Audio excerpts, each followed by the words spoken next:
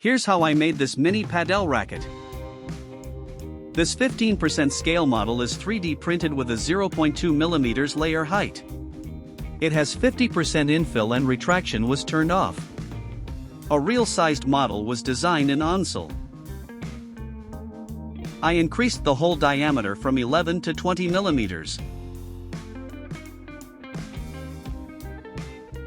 And an extra hole was added for the key ring. Here's the 3D printed mini racket. Both were printed in Polytera PLA. The color of this filament is called wood brown. Please subscribe if you like it, thanks. Here you see the hole for the key ring. All holes have a diameter of 3 mm.